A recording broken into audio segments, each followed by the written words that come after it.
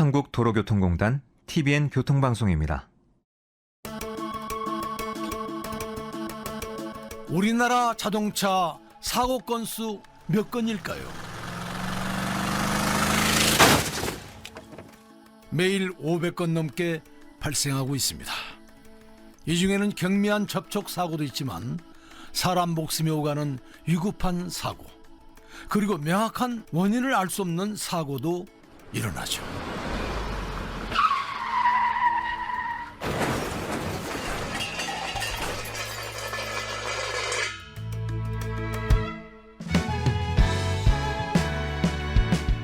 원인 불명 사고를 분석하기 위해 애쓰는 사람들이 있습니다. 바로 국립과학수사연구원 교통과. 이곳에서는 차량 블랙박스 화면을 수없이 돌려보고 자동차 사고 기록 장치를 훑으며 사고 원인의 실마리를 풀고 있습니다. 누구도 억울한 사고 피해를 겪지 않도록 이들은 연구실에 불을 밝힙니다.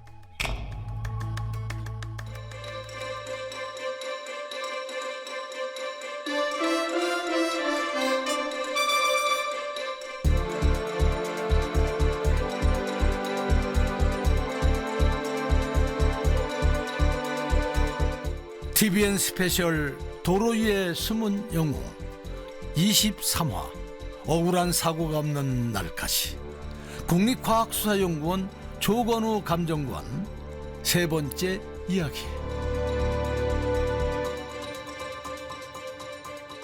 안녕하세요. 도로 위의 숨은 영웅 방송인 김성환입니다. 2006년 10월 3일 서해 대교 위에서 29중 추돌 사고가 발생합니다. 레미콘을 실은 화물차가 불길에 휩싸였습니다. 출고된 승용차들을 싣고 가던 화물차 등 11대의 차량이 뼈대만 앙상하게 남은 채 불에 탔습니다. 12명이 사망하고 50여 명이 부상을 당한 대형 사고. 이 사고 이후 고속도로 교량 위에서는 차로 추월이 금지되고 안갯길에 대한 경각심도 높아지게 됩니다. 이 사고가 워낙 여러 대 차량들 사이에 이제 다발적으로 충돌이 발생해가지고 사건 자체가 복잡하기도 했는데, 근데 이제 차량들 사이에서 이제 불이 났어요. 그래서 불이 나가지고 거기에 있는 사고 차량들이 이제 불에 탄 차량들이 많이 있었습니다. 증거를 확인해야 되는 차량이 불에 타다 보니까 증거들이 다 이제 훼손이 된 거예요. 안개 때문에, 짙은 안개 때문에 이제 발생을 했고, 그 사건 계기로 이제 그 안개로 인한 사고를 예방하기 위한 그런 조치들이 많이 보완된 걸로 알고 있어요. 국립과학수사연구원 교통과의 조건우 감정관은 서해대교 29중 교통사고를 사고 감정 중 가장 기억에 남는 한 장면으로 꼽습니다. 그 안개 때문에 발생을 했다라고 결과가 그렇게 나가지는 않았어요. 저희한테 물은 게 그게 아니에요. 그것보다는 저희한테 이제 물은 부분은 이 사고가 순서가 어떻게 되냐, 추돌 순서, 어느 차량하고 어느 차량이 부딪혔느냐, 또는 이제 거기에 이제 사고가 났으니까 이제 사람이 밖에 나와 있든가 하다가 이제 또 뒤에서 덮치는 차량에 이제 충격되신 분들도 있고, 또 이 차 안에서 또 이제 여러 대가 부딪히다 보니까 어느 차량과의 충격에 이제 그 사람이 돌아가셨는지, 이런 원인을 묻는 부분이 저희한테 이제 주로 의뢰가 됐기 때문에 뭐 저희가 100% 다 그거를 이제 이 답을 드릴 수는 없었지만 일부분은 저희가 그 부분에 대해서 답을 드렸고, 이제 뭐 안개에 대한 부분은 저희가 이제 그 당시에 그 관련해 가지고 그 이 정부의 기관뿐만 아니라 전문가들이 이제 모여서 회의가 있었어요. 근데 제가 그때 이제 참석을 했었고, 그런 안개가 많이 꼈을 때 사고에 대한 방지할 수 있는 그런 부분들에 대한 논의가 좀 있었습니다. 제시된 증거를 과학적으로 분석해서 사고 상황을 정밀하게 재구성하다 보면 근본적인 사고 원인이 자연스럽게 드러나게 되고, 정부와 그 분야 전문가들이 이를 해결하기 위한 논의로 이어지게 되죠. 이것이 조건호 감정관이 속해 있는 국과수 교통과가 안전한 사유를 만드는 데 기여하는 방법이기도 합니다. 그렇다면 조건호 감정관은 요즘 가장 뜨거운 감자로 떠오른 급발진 사고를 어떻게 바라보고 있을까요? 모든 일은 발생 가능성이 있다라고 보는 입장으로 접근을 합니다. 다만 저희가 지금까지 수많은 급발진 주장 사고들에 대해서 감정한 사례를 보면 한 건도 급발진이 원인이 된 사고가 없었어요. 네, 이 급발진에 대해서 되게 좀 현재 밝혀진 사례가 없다라는 그런 입장일 뿐이고요. 또 저희가 그렇다고 해서 저희가 감정을 하면서 이거는 차량이 문제가 있겠어, 급발진 절대 없어, 이런 식으로 감정을 하지는 않습니다.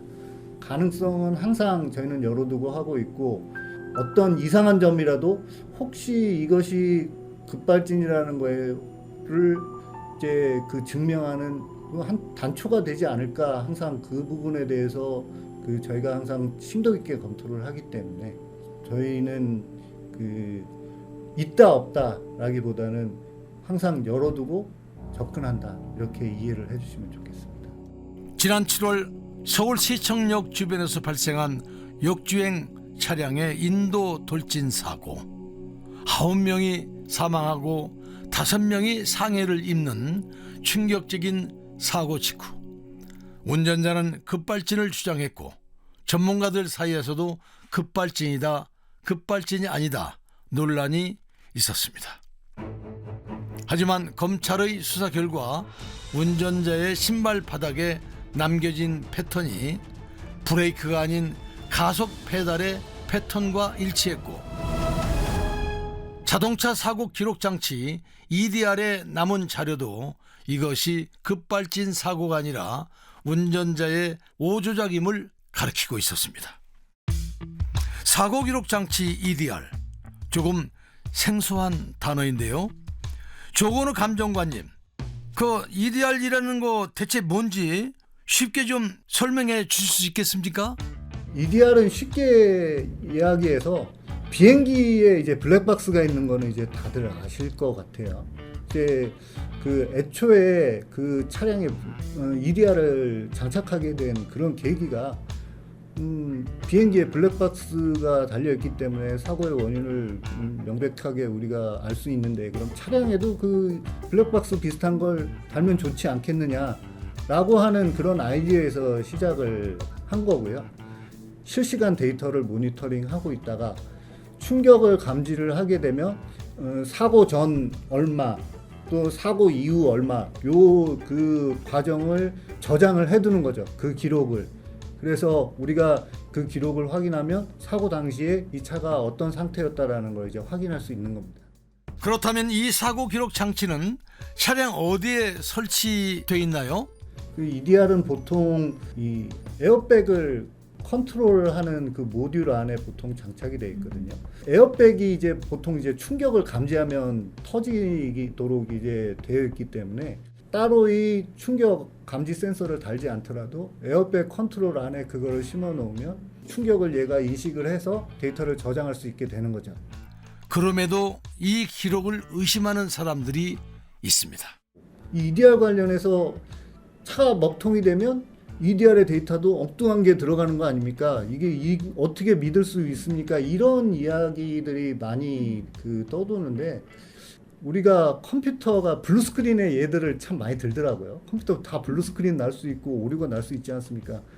컴퓨터에 블루스크린이 나면 컴퓨터가 블루스크린이 왜 블루스크린 났을까? 컴퓨터에 대해 기록된 저장 데이터를 보잖아요. 얘는 블루스크린이 나건 안 나건 그 당시에 있던 상황을 그대로 저장하는 거거든요.